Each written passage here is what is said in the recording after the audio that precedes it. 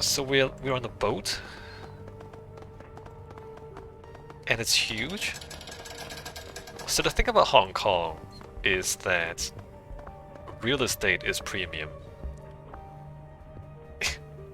You would, your room would be like a quarter of the size of this. See this size of this room here? Your room would be like maybe like a sixth.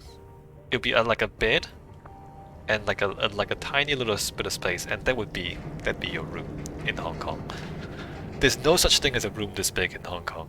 And not on a boat either. We're on a boat. Boats are usually crowded as well. So this doesn't make any sense. The size of this place makes absolutely no sense at all.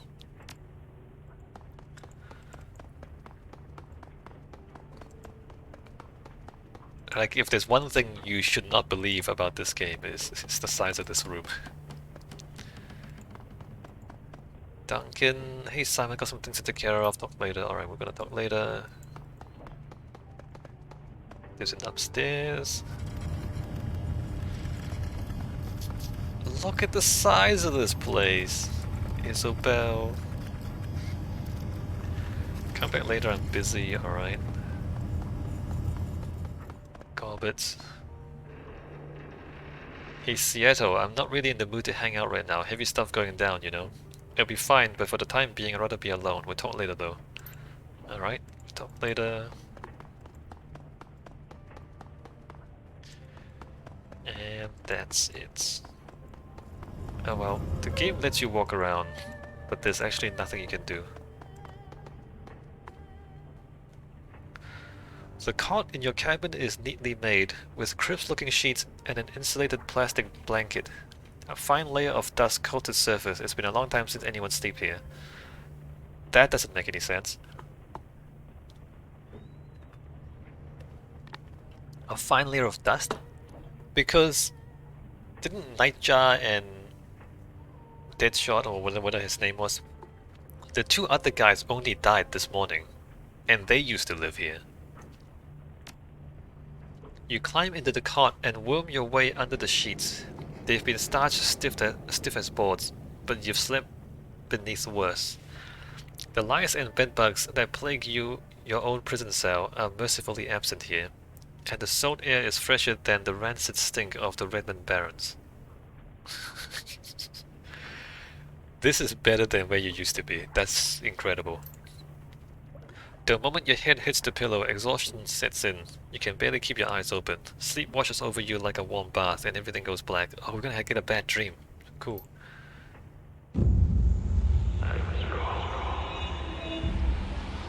Yeah.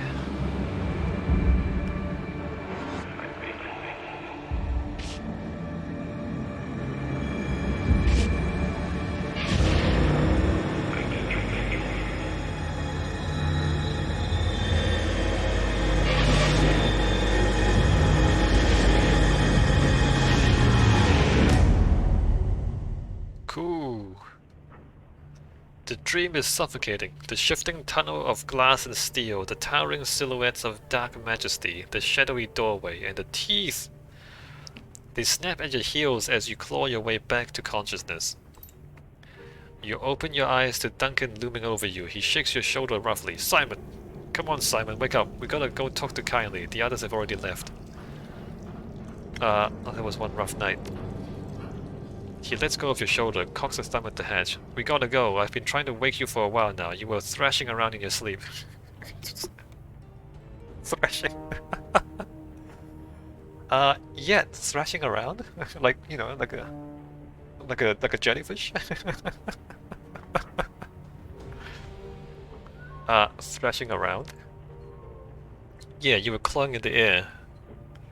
Clawing, huh? Did I say anything? Nah, you just mumbled a bit. Nothing I can make out. He scowls. I didn't sleep well either. Bad dream. What about?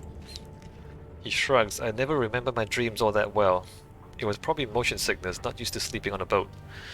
I woke up a little while ago and hit the head. Then I came back and woke you. You doing okay? I'll survive. His fingers hit a knot. He winces. But man, nothing's gone right since we stepped foot in this country.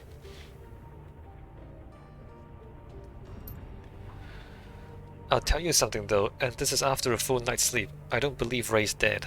Yeah, no, that's what I said, dude. I hope you're right, but I gotta say it doesn't look good. What makes you say that? Think about it. That statement from the cops on the newscast could be fake. Ours was. And that surveillance footage, we never saw Raymond get shot. The camera was hit by stray gunfire. His passion is intense but contained, focused. Raymond is alive, Simon, I know it. Okay. I mean, that's possible, but maybe you shouldn't be so certain about it. So what do you want to do now? I don't know. Wait for a lead to turn up, I guess. Wait for a lead? No, we're gonna go dig for leads, dude. He smiles. His teeth are white and straight and perfect. I'm just a muscle, remember? You're the brains of this outfit, just like when we were kids. God, I feel like I'm 12 years old again, squatting on a stinking trawler. My partner's gone, Raymond's gone, hell, I'm gone. I don't even have a name anymore. And now I can't even go to sleep and hide from it all without having a nightmare. His jaw tightens and his teeth grind so loud you can hear it. What else is going to be taken away from me? Your life. You still have that piercing you got into coma. Hold it together, Duncan. Nothing is time for us. I'm here to Duncan. You still have a piercing you got into coma? I had to drop that. Hygiene issues. You're never... Wu struggles to smile. He fails. What the hell did we fall into here, Simon? I mean, what's coming next? Isn't it obvious? Look around. We're sinless, living in the shadows, dealing with criminals. Wu is silent for a moment. All you get is a blank expression. You're thinking of becoming a Shadowrunner. He says it without judgment, just a statement of fact. I think we already are Shadowrunners. What do you think that jaunt into the walled city was? He crosses his arms, considering. It was a test. The tried woman was testing us, Shadowrunners. Oh man, I have to think about this. It's too late, Duncan!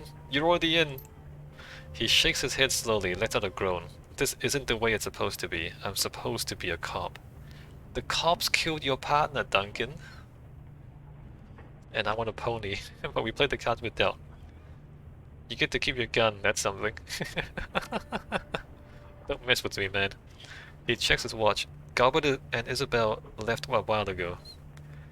We should get going too, see what that Trine lady has to say. Yeah, no, the cops killed your partner. You're not a cop.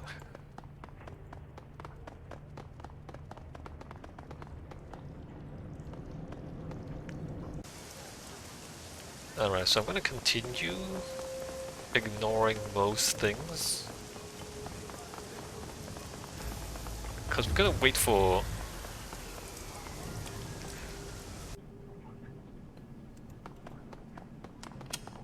Right, I think once Madam tells us we are her Shadowrunners, then the shopkeepers will sell to us. Kylie's place reeks of stale cigar smoke and fresh urine. What? Oh, hey, look. You've been torturing people in here. The clicking of mahjong tiles is strangely absent. In its place is a low murmur of laughter and an air of eager anticipation.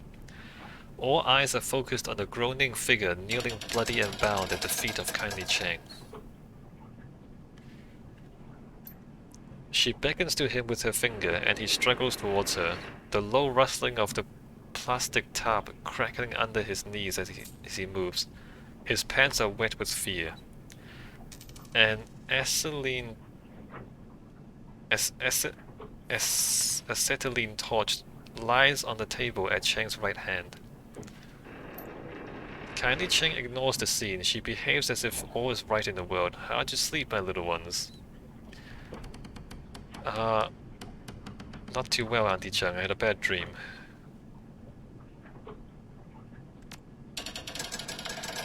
You register a brief hesitation before she responds. You poor darling. Perhaps it's the food here. I understand it can be a bit too spicy for outsiders.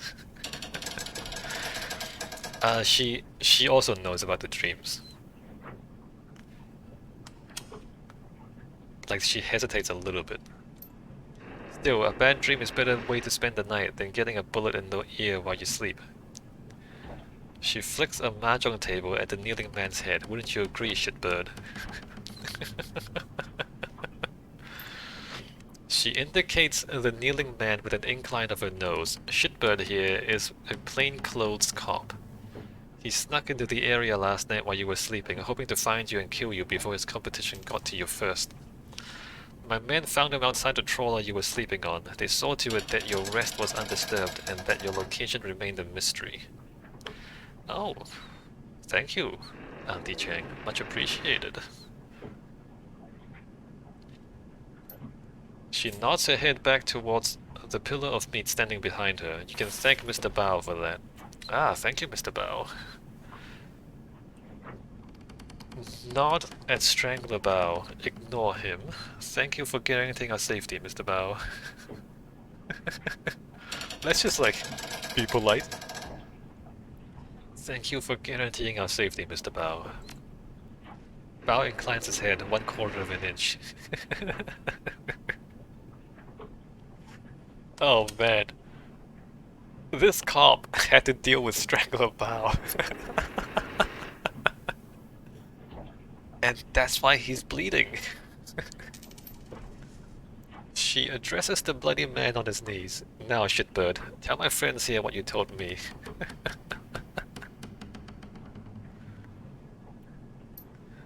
I don't know anything, I swear. We just got the orders last night.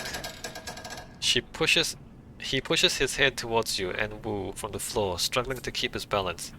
Somebody high up wants these two dead. The whole department is on it. I don't know anything else. Yeah, no, he's just a pawn. I mean, let's not punch him too hard. He's not in charge of anything. Someone from high up. The old woman lifts her foot, taps his chin with the toe of her shoe. How high? The cop looks up at her, looks around at the room filled with tried soldiers. One of them opens his coat and shows the cop something inside. He closes it slowly and winks. The cop drops his head to his chest, all the way up. It's someone on the council.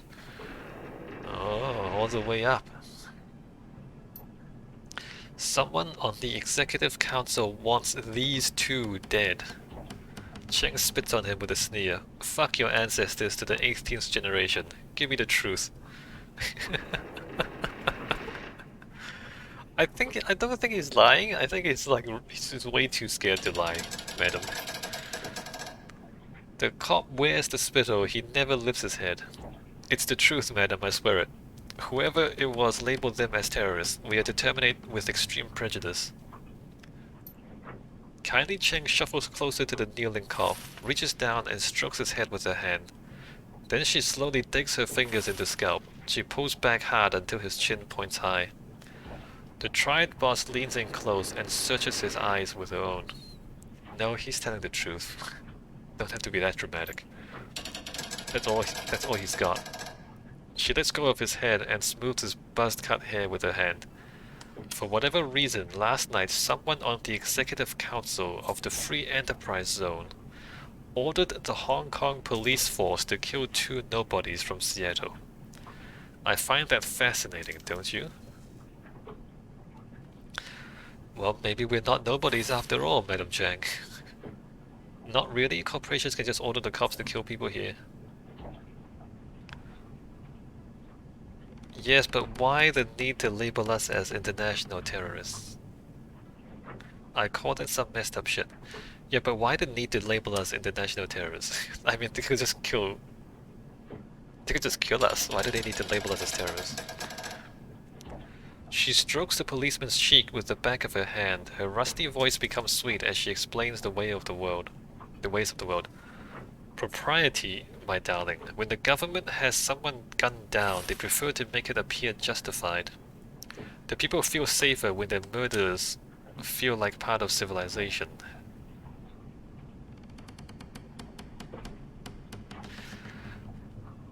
I mean... okay, but... My, but you have definitely fallen into the deep end of the pool.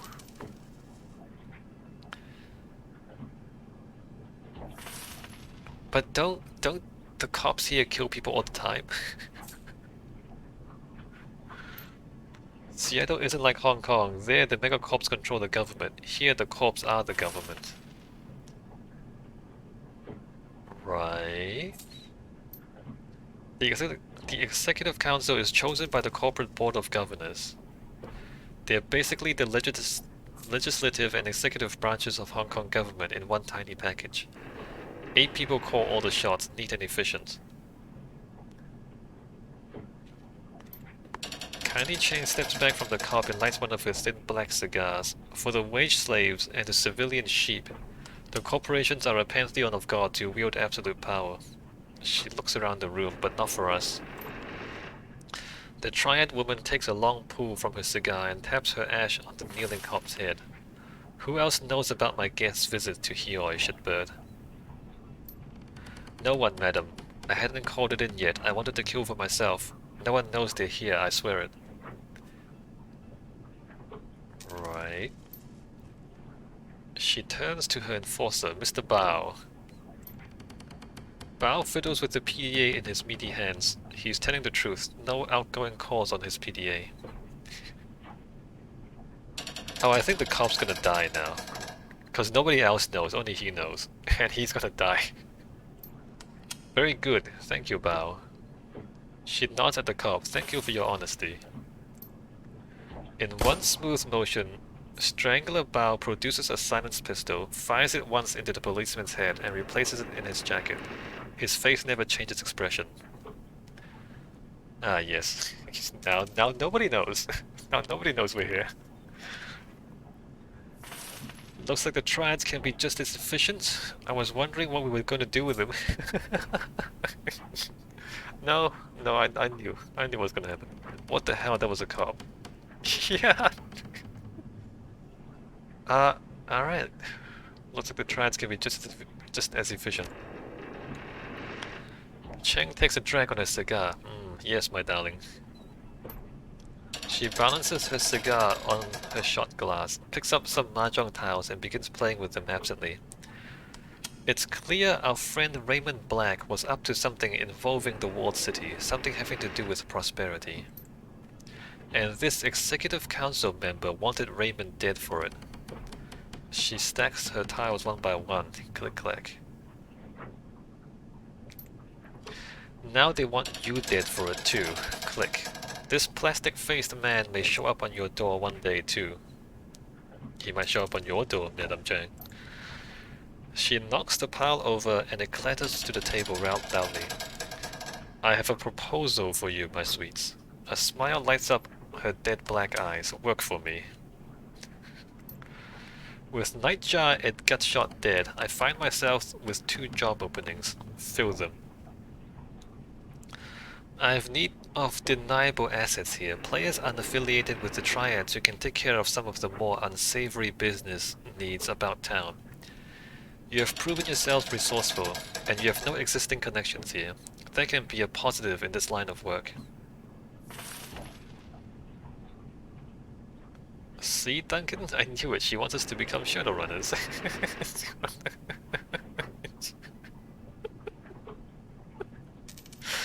Alright, Shadowrunners.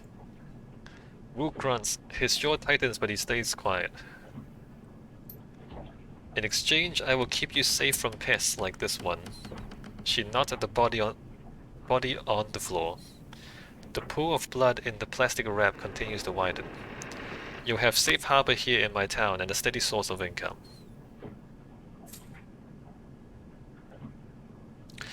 Yes, but I want to find Raymond, or what's left of him. She picks up a handful of tiles again, and while you dip your toe into the waters of corporate espionage, organized crime, and clandestine mercenary actions, I will employ my network to find the plastic-faced man and gather information about Raymond Black.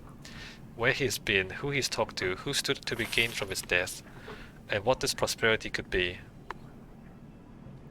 What's in it for you? You're putting out a lot of effort to help a pair of foreigners. No, we know what's in it for her. She wants to...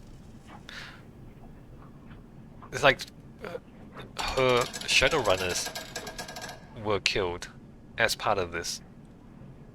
Anyway, let's ask her, what's in it for you? Besides the money and the benefits of helping others in my community, I need to learn who killed one of my clients, and then ordered the cops to execute my team of Shadowrunners. Yeah, exactly. Her voice drops and she becomes deadly serious. This is a brazen disregard of my power. Fate dictates it must be confronted or I stand to lose everything. How would the arrangement work? We arrest this as a liability. We need to find out who killed Raymond and why. We need to find out who killed Raymond and why. And we shall, my sweet. She leans in, work with me. Allow me to help you make money. Let my network work for you and help you find out what you've gotten yourselves into. Without my help, you won't last a day out there. You're completely out of your depth, I'm afraid. Yeah? You need a partner. Kindly Cheng will be your partner. Sure.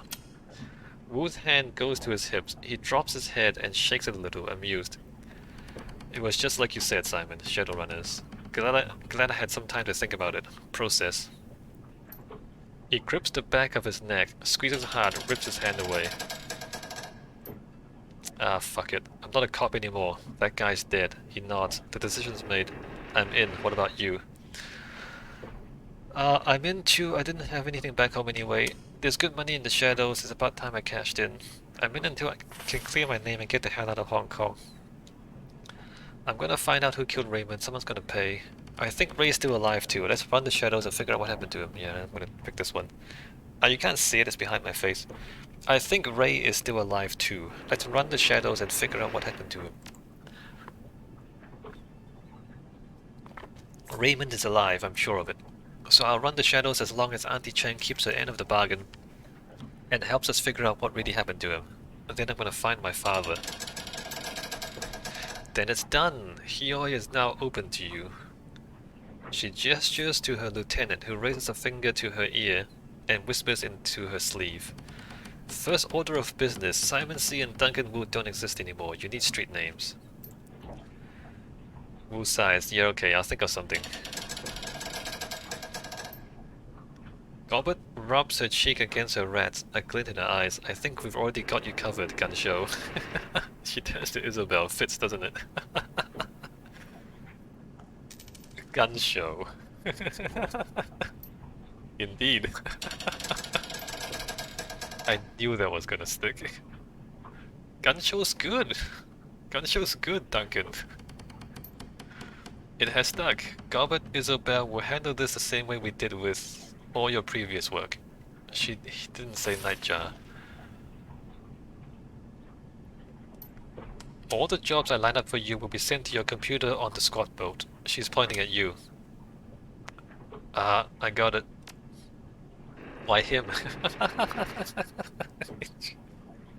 Because you're not cut out for this, Duncan. You're too sensitive for this work. It's a simple process of elimination. She points to the little decker. Isabel isn't the leader type. You got that right. No, I'm sure you can manage in emergencies. She moves her finger to the orc girl. As for Gobbet, let's just say Gobbet doesn't have a head for business. Not my thing. Okay. Then she rests her finger on Wu. And then there's Gun Show. She wriggles it. The jury's out on Mr. Gun Show. Meaning? Her response is direct, straightforward. Meaning there's a lot going on in that head of yours right now, and I'm not sure I can trust you. Yeah. Yeah, no, I understand what you mean, madam. He's kind of like... He's a bit of a liability. He's too sensitive. So I'm in charge because I'm the best of the worst. Gunjo will be fine, trust me. Jury's out with me too, Duncan. You're a raw nerve, and I'm gonna have to keep an eye on you. So I'm in charge because I'm the best of the worst. Oh my sweet, don't put it that way. She opens her arms. You're the most equipped for the role. Thanks, Auntie. She's making sense. You're the right person for this, Simon. Alright, okay then. Guess I'm running the show.